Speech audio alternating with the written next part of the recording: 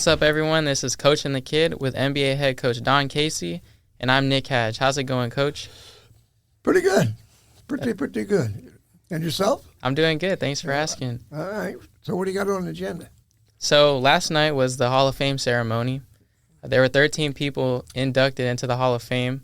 We can't, unfortunately, get to all of them, but we'd like to highlight some of them and talk about them today. That includes Chauncey Billups, Vince Carter, Michael Cooper, Walter Davis, Doug Collins, and Jerry West, along with a new set of NBA superfans who were also inducted to the Hall of Fame, including Spike Lee, Jack Nicholson, James Goldstein, Billy Crystal, and Alan Horwitz.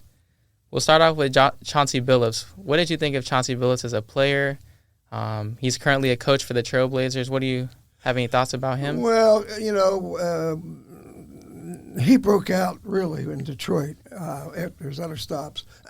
Larry Brown really used him very well and gave him a degree of confidence. He was a scorer and a shooter, where he could take the ball and go where he wanted to go and score. And he's struggling a little bit up in Portland the last I looked, but he's a very competitive person. Fine, yes. I thought maybe you would be disappointed that my name wasn't in this. I know they should get you in there, Coach. Okay, thank you. Next player up, Vince Carter. Well, he's a powerful player, an excellent college player. And one of the things that he is proud of, that eventually he went back and finished and got his degree. He promised his mother in North Carolina, but he's, particularly known for the dunk up in San Francisco. But as all these players, they're solid. Michael Cooper.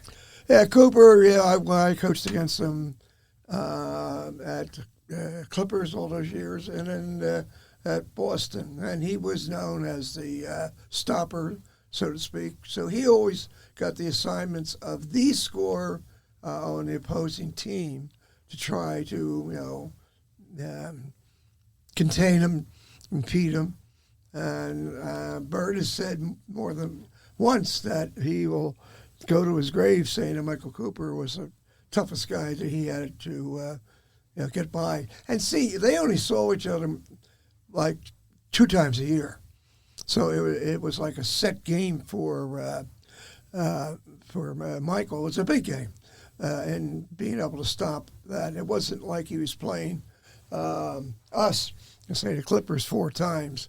So they did. He maxed it out, but Bird did okay, but not easy. Mm-hmm.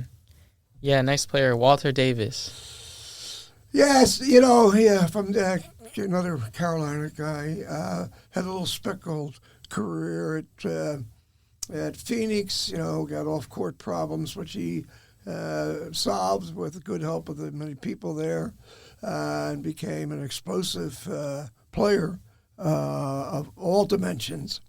And as I just said to Derek, I did not know he had passed. Young. Vibrant, but these things are happening to our NBA players. Mm-hmm. Yeah, next up, Doug Collins. Yeah, I got to know Doug when he was at the Sixers and I was at Temple. He's very high-strung, very compulsive player, very demonstrative, very high-strung, so to speak, very bright as an individual and the game. And was a major instrument on a team of the Sixers who had a lot of talent with Dawkins and Bobby Jones, and World Be Free was there for a while. So no, Doug, and he did well in coaching. I liked him very much in broadcasting. Mm-hmm. Yeah, next up is the late great Jerry West. He was already inducted to the Hall of Fame as a player, but now he's the first person to get inducted to the Hall of Fame as a player and a contributor. I think he has 3, doesn't he? Player, contributor, and as a GM. I think, if I'm somewhat correct, that was very unusual to have someone that has 3 Hall of Fame awards. But you have to think back in those days that as the NBA was breaking out big, those Hot Rod Hudley, who was also from West Virginia, and Rod Thorne, and then Jerry West, who just got better and better as he went on in the NBA. I think you're too young. That half-court shot jumper he made against the Knicks in a playoff to send it into overtime. And he had tough guys guarding him also, from Fraser, Bradley, etc. But he really got his other, which is hard, going from player to the front office. But he was fortunate. He had Sharman, who was a Boston Celtic player that became GM at the Lakers and was good, and Jerry was under him. And then when he left, Jerry, took over and did what he did. He put teams together. Mm-hmm. Yeah, like I touched on earlier, there's a new part of the Hall of Fame that they added, and that's with the super fans. That includes Spike Lee, Jack Nicholson, James Goldstein, Billy Crystal, and Alan Horwitz. What is their impact to the NBA and to the sport of basketball? Being a super fan, most people wouldn't think that they would have an impact, but they really do. So, what's your thoughts on that? Well, it was really became a major plus with Nicholson, his stature in the movies, and as a pure fan. He had and he bought. They didn't give it to him.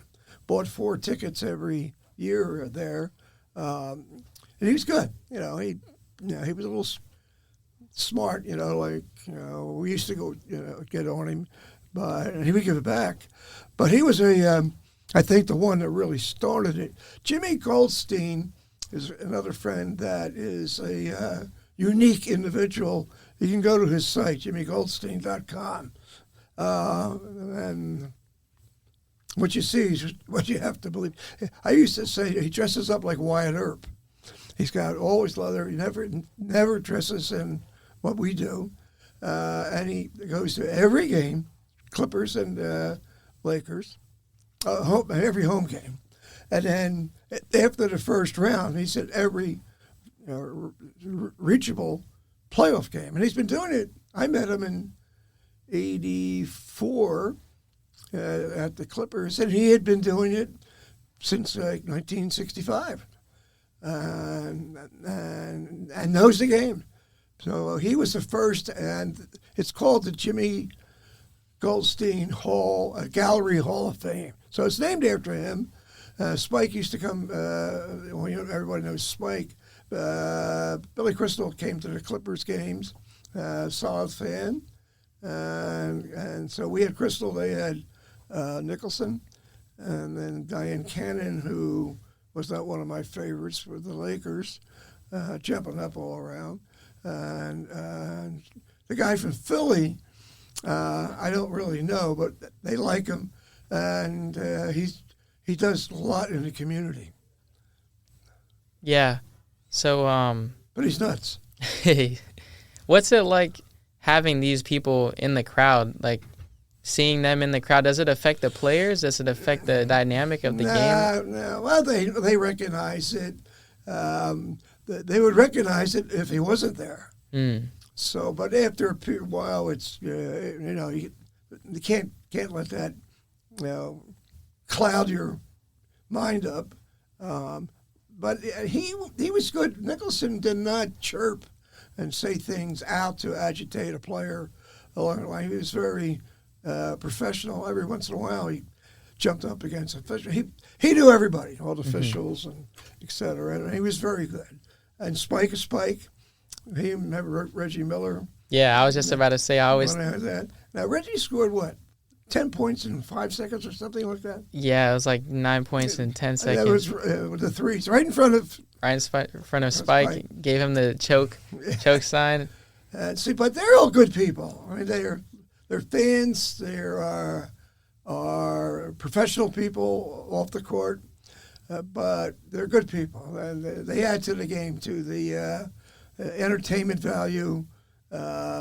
So it's easier when the league was back trying to promote the game. They would show Nicholson and others. So no, it's they're good. Mm-hmm.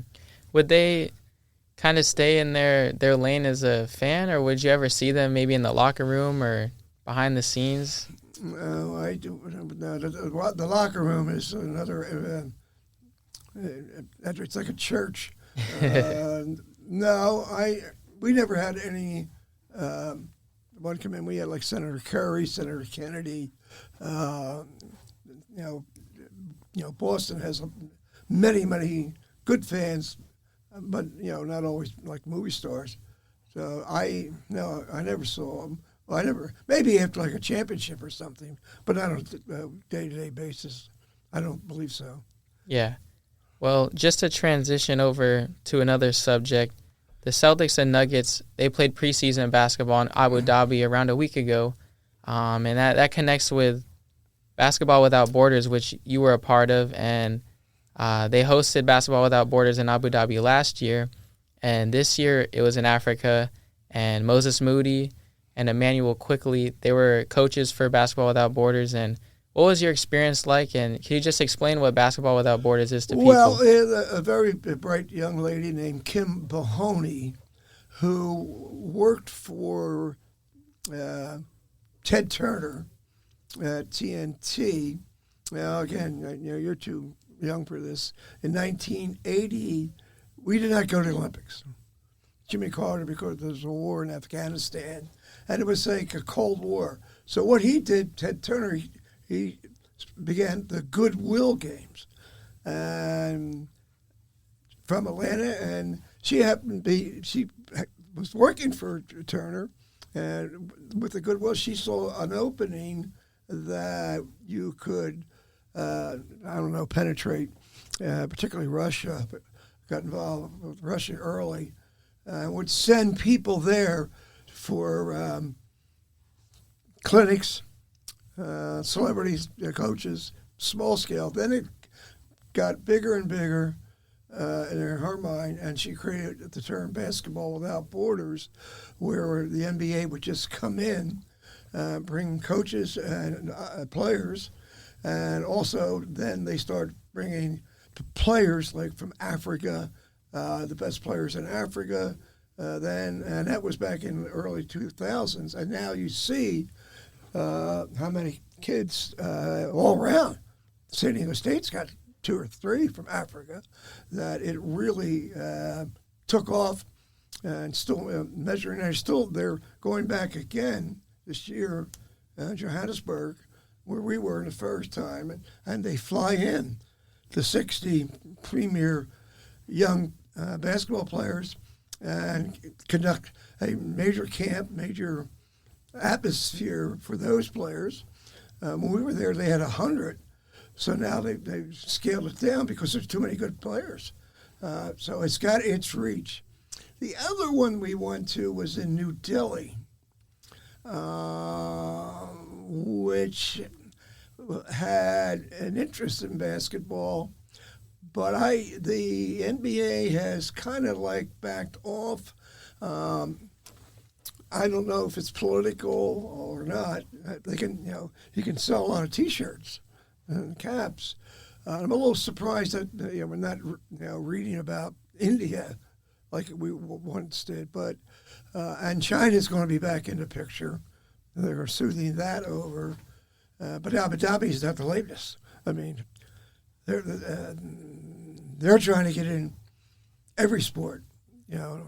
Boxing, football. I mean, so and it's been the New York Times had a very negative article of the NBA going over there because of their human rights and so forth. But I think the NBA thinks that doing this, exposing us and getting out, and leaving, they always have a computer study. They'll leave there maybe 50 computers and for the students eventually. So the NBA just doesn't go in and do the clinic and go out. They always leave something there as a structure, and then you remember them a little bit more. So they're very good in doing this. Mm-hmm. What kind of players have come out of Basketball Without Borders that you've coached or that you know of who? Let's see. Since the war, I don't remember as much. No, we didn't have where we were getting players then was Croatia, which had Petrovic. We had Dino, Raja, both in the Hall of Fame. So we were into Croatia, a little bit Serbia, but mostly Croatia. Just former GM Dave Gavitt, because he was the head of the Big East, he had made a lot of contacts over there. But we were not into Celtics into Africa. It was too early. Mm-hmm. Yeah, well, just speaking on Abu Dhabi, the Celtics and Nuggets played there about a week ago for preseason. The Celtics beat them twice there. How important can preseason be? This could be a potential finals preview. Do the Nuggets losing these games, does that matter at all? Not really. You don't want to. I mean, they want to win, but I don't know the minutes the guys are playing. Some they sit out. They want to showcase. The NBA wants you to showcase the players. But I coming out of the West is going to be hard. Mm-hmm. I mean, it's bunched up. I still think the Celtics have the edge in the East, but it's a natural. The two final teams. Taken over there, and that is part of the attraction. Mm-hmm. Yeah, just adding on to the finals preview with the Celtics and Nuggets, I'll switch over to what happened yesterday with the New York Knicks and the Minnesota Timberwolves.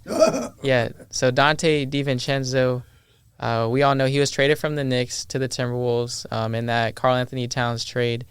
And Dante DiVincenzo, he was at the free throw line, and he was chirping over at the Knicks bench. People think he was saying that he's talking to Tom Thibodeau and saying that, I can't finish right, Tibbs. I can't finish right, Tibbs. And then he also brought up that he said to somebody on the Knicks bench, people don't know for sure who he's talking to, obviously, but he said, that's what happens when they let you run the show. So that after the game, Jalen Brunson's dad and DiVincenzo were getting into it, and they were talking back and forth and chirping. And it's just so interesting to see this out of them because DiVincenzo has that close-knit relationship with Jalen Brunson and everyone over at Villanova.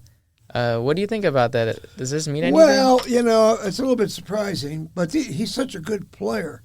I mean, he's a key part in that trade because I know the assistant coach of Minnesota, they're really good, the head coach, and they run good stuff. They'll max him out.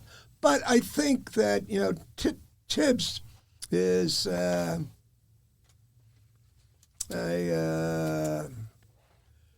all in. I mean, I don't know how to word this. I mean, basketball is his life. Well, it's our life too, but no, it's his life. And he is, extremely focused and doesn't do anything else, really. Watches film and so forth. So I think that maybe he's been known to be a little harsh, a little critical, too much practice, which has calmed down. So I think that he was reiterating. Tibbs said, well, you don't finish well, whatever.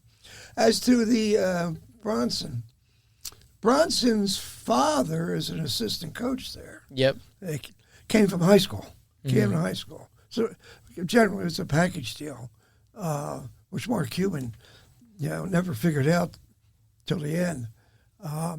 And he's a good player. The old man played Temple and a little bit in the league. So I think that it was a little, I remember when you said this, and here I am now. Obviously, he didn't want to be traded. And I think he thought he wasn't going to be traded by the verbalization of the GM or Tibbs. So it's unusual. But he was annoyed. Mm-hmm. Yeah, clearly he looked annoyed. And going back to the Celtics, they're undefeated now in the preseason. Do you still think they're the favorites to come out of the East? Yes. Think so? Yes. Do you think anybody challenges them at this point? Well, I think New York will always be there. I don't know about Milwaukee. Mm-hmm. I mean, they should be there.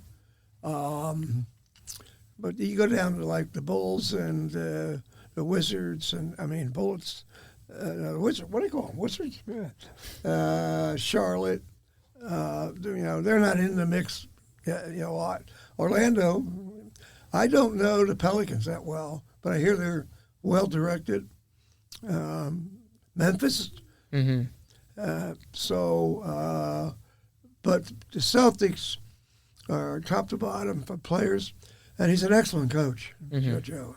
So I still say the Celtics. In the West, I have no feel to you. No, I don't know if there's a clear favorite coming out of the West. I mean, you have the Thunder. I think they're gonna be very good. There you go.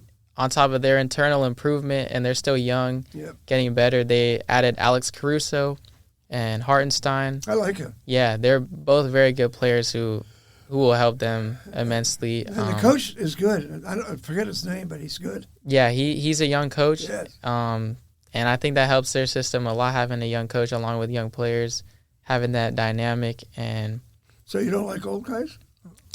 Not that I don't like old guys, but I think you see with the NBA now, you're hiring a lot of younger coaches. Finally. Yeah.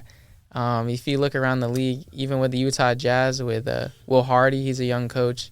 The Celtics getting Joe Mazzulla. The Rockets, Ime Udoka's not super young, but he's still a younger age coach. You see a lot of NBA teams go in that direction. Well, they're finally, it's good. They're finally moving guys up through the system rather than bringing recycling coaches, so to speak. But they recycle at General Motors, at Tulsa. I mean, they all do that to some extent. But it's like Chauncey. He was all those teams, and Larry Brown had been here, there, and everywhere, and happened to be Detroit, and he thrived, under that system with Larry. So there are those guys that can tweak it and had a lot of experience. The younger coaches, if they've been assistants for a while, they know the game and how they want to do it, and it's bringing a little bit of a new culture and expertise. It's good. Yeah, they're good. And just on the topic of coaching, and we talked about this. You talked about this a little briefly with Tibbs. Tom Thibodeau, his system with playing his guys so many minutes. Do you think that's sustainable for his team? Well, that has been the knock on him. He wears them out, and now you come into the management. It's all that stuff that was started by Popovich, which really annoyed the NBA because people are paying good money at San Antonio, coming in like once a year to see Tim Duncan, and he sits them. And that's not really, it's not fair to the person that's keeping your product going, but yet he's doing what he thinks is the best for his players. So I think that I don't think Tibbs pays attention to that at all. He just coaches the way he wants. Yeah. Do you think there is some validity to his players being too tired in the playoffs or injured when it comes playoff time, or do you think that the playing time doesn't affect that? Well, it's yes and no. I mean, we never at Boston with Bird, McHale, Parrish, Joe Klein, the seasoned guys. They just played. Now, Bird was a little under the minute situation because of his back, and if we took him out and he sat, it bothered him. So now, what that happened, all the pictures you may see now, he lays on the floor right in front of the bench. So yes, somebody like that.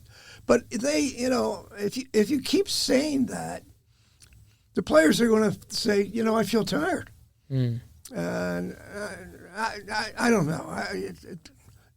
It's in the system. I don't think that it should matter that much. That like LeBron wants to play, and he can. So you're going to say, well, you're only going to play 25 minutes a game because we want you to play in the playoffs. Well, maybe, how about if you don't go past the first round? So no, it's a mix. Yeah, you touch on minutes restriction and bringing up Larry Bird, LeBron.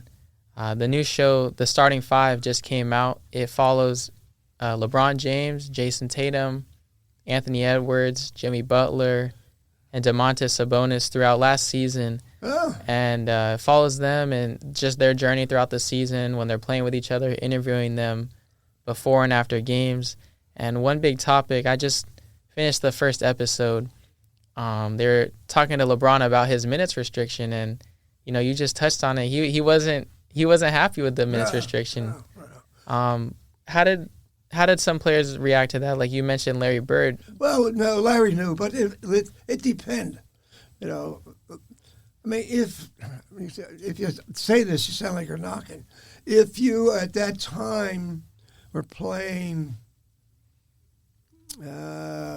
Orlando, who was struggling, and you're up by 15, 20, and Larry was never one, like, I got to get my points. So they know. You sit down with the trainer, the orthopedic people, et cetera, and say, listen, what we want to do. And again, he could not sit long because he was stiffen up.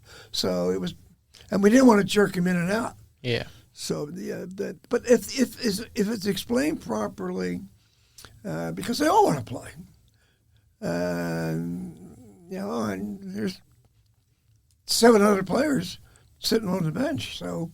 I think it's hard for these coaches because this topic is jumping all over about load management. Never heard the term before. That's dropped a little bit, but I just saw in the paper today. Was it Embiid? Embiid. Yeah, he's out.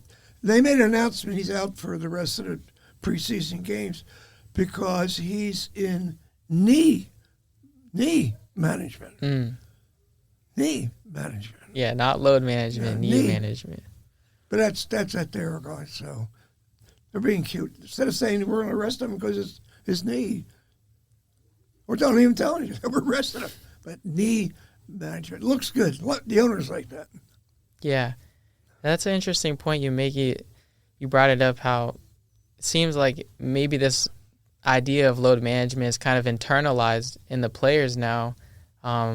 That like kind of makes you think that you need the load management. Maybe it can be helpful to rest your body and take care of your body, but now you said like the players can be like, well, I feel tired now, Well, the thing is that if you say there is a load management and you're at the 30 minutes and he's still in there, well, the guys on the bench would say, hey, come on, it's time for him to come out. So I think each coach has his own little feeling, but see, they have their own chefs now. They own planes. They're very much more conscious of the health, and smartly, because look how long Kobe and LeBron. I mean, you can pick that paycheck up for 20 years. Yeah. So they're very conscious of that today. Yeah, definitely. You talked about coaching philosophies, and I just wanted to bring this up because I thought it was really interesting. Joe Mazzulla with the Celtics, Jaylen Brown was talking about how, Joe Mazzulla tries to keep it fresh and new with his philosophies, and they call him Psycho Joe because of how I hear that, just different that he is. One philosophy they have is Joe Mazzulla had them study how sharks in the water attack their prey, and he emphasized how they attack their prey as a unit. And he had a whole segment for the players to watch and learn about. So I just thought that was super interesting. What do you think about that? Well, I like it because it breaks up the routine of just practicing, etc., and then showing other aspects of how things get done. I don't think the Great White has a pack of sharks with him. I didn't know that they could show that in wolves. Wolves do not attack alone; they attack in packs. So I think he's trying to create the mentality that even a shark needs other sharks, to help him get his results. Mm-hmm. And Phil Jackson was in with the Zen, etc. I think it's okay. Yeah. Yeah. Interesting. Yeah. It is a little bit of a reflection on how they play because the Celtics kind of run. People call it matchup hunting. So the Celtics would try to get a lot of pick and rolls or create a lot of switches where you have a smaller player guarding Tatum or Brown or Porzingis, and then they, viciously attack that one mismatch to create opportunities to score. That's why they should play zone. Yeah, you think so? Sure. Well, you're the temple of the zones. I know. You want 1-800-466-COACH? It's in the game, but it's not, over better. But I think Miami showed that. Yeah. They went from 8th place to the finals. But they played 2-3. I don't like the 2-3. We're a 1-2-2. And Mike Woodson asked me to come in at the Hawks that year when they were in 8th place in Atlanta. And I was there for 2 weeks. And when I got the zone in with Herb Brown, who was very good, and with a little bit of a matchup, move over a little bit. And they played the Celtics, 2-3-2 games. So I was there for the 3. And that was Pierce, Rondo, Perkins, Garnett, and Allen. Yeah. That's a 5. And they beat him 3 straight by over 25 points. Now, why? Well, Doc Rivers the coach, Thibodeau was assistant, and Kevin Eastman. Game 1, it was a stunner. And game 2 came up, and they were running the same stuff. Game 3 came up, and they were running the same stuff. So the players were able to groove in. It was a little surprising. We had Zaza, Hartford, Bibby, Childress. Was Joe Johnson on that team? Joe Johnson. Williams, Marvin Williams. Oh, wow. And they did good. Mm-hmm. It was fun. Yeah, you guys. So it can have a place, but most of I go back. At one time, a great deal of the NBA coaches had also been high school coaches, assistants in college, head college coaches, and then assistants in the league. So you had Hubie Brown, high school coach, Ramsey, Mata, Jimmy Lynam, Paul Westhead, Jack McKinney. You can go on. So they wouldn't be as much stunned if you put a zone because they had seen it somewheres. Mm-hmm. Pure pro coaches have not seen it. So that would be an edge, I think, because they're not familiar with it. And they'll pick and roll against it, but that can be handled. No, I would have definitely advised any team to do it just to annoy the other team. Mm-hmm. Yeah. If you go watch the 92 Pacers Celtics on YouTube, the game where Larry dove down and hit his head on the floor, Bob Hill, good coach, after every foul shot, he ran some type of a zone. Or pressed. And it was annoying. Mm-hmm, just to switch it up, just to give a different look. And, D. Brown, he had 5 turnovers. Wow. And, it was a good game.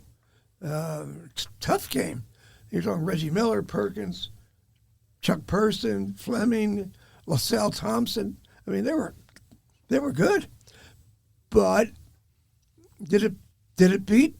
No. But did it come close to really causing dilemmas? Yes. Mm-hmm. Yes. And we didn't, we practiced against it, but it was not like, it was too passive. Yeah, definitely. I can see how that works. I saw this a couple years ago. You mentioned with the Heat and Eric Spoelstra. Yes. When they played the Celtics in the conference finals, and when they would get to that zone, it would be super difficult for Tatum and Brown and to start creating so many turnovers just off of that zone. Mm-hmm. And that's really what, in a way, made the Celtics kind of blow it up after that, because that's when they got Drew Holiday and Kristaps Porzingis to really spread the floor. They had to get some more consistent shooting to really beat that zone. Well, the DNA of the NBA is man for man, mm-hmm. and what you do with it. You switch, you press, whatever. How do you handle pick and roll, etc. You have to remember now, the NBA in the early days was very conscious of scoring points. Mm-hmm.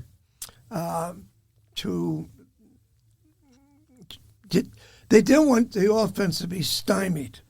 So then they had, a ton full of illegal defensive rules. It was bizarre. I never really learned it. The players did, because I came right from college. It was crazy.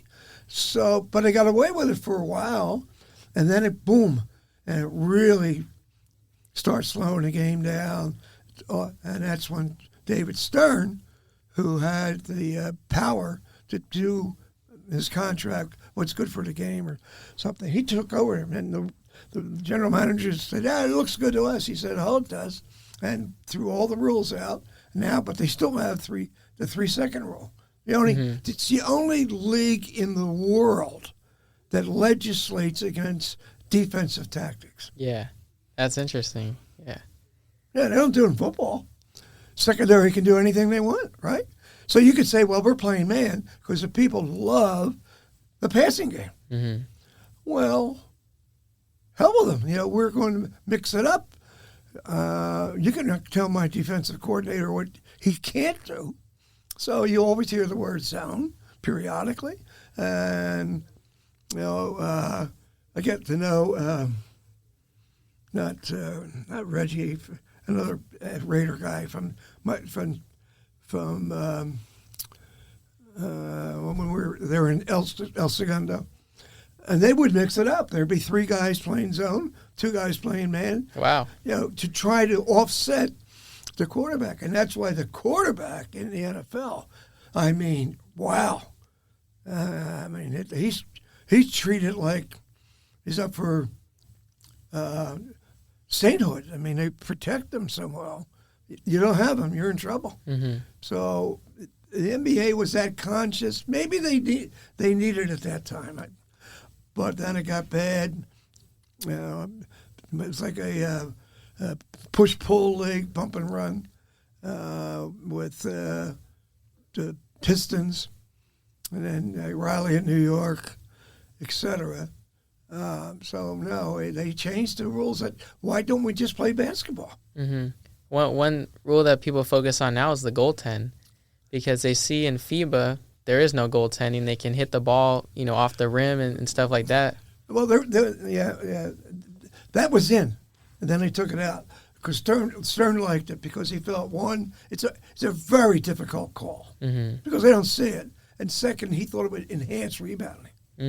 Yeah, he was, he always say, I'm a lawyer, I don't know the game, but it wasn't for him, the game would be in trouble. But no. Now, in the France game, there's the Wembley, how do you say his name? Oh, Victor Wembanyama. The 7-3. Yep. So in our game against him, he's wandering around in the lane. Mm-hmm. You could do that in the Olympics. Yeah, and he had a huge impact because of that. Well, he can block the shots, but he's a great distractor. He's going to make you change. But they'll go after him. They went into him. But I don't see anybody in the world complaining that he's down there on defense. Yeah. It's a game. If anything, it was entertaining to watch. Then you got to move him out of there. You got put him in a pick and roll. Mm-hmm. But they didn't come out.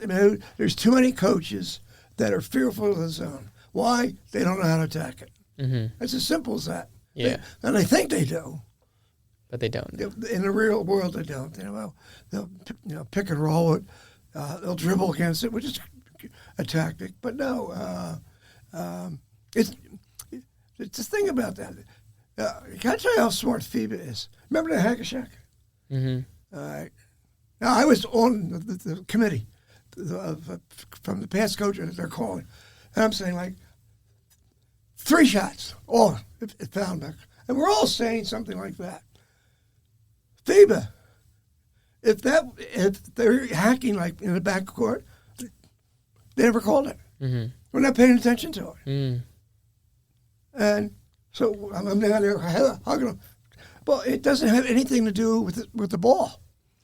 And so if you did it on, the ball side half court, so what happened? They stopped doing it because they weren't getting any calls. Then FIBA wasn't paying any attention to it. The United States are going 3 shots, ball on the side, so forth. So they stopped calling it. It's gone. Mm-hmm. So FIBA's good. Yeah. Well, Coach, we're creeping up on our time. Was there anything specific you wanted to get into or bring up? Jeez.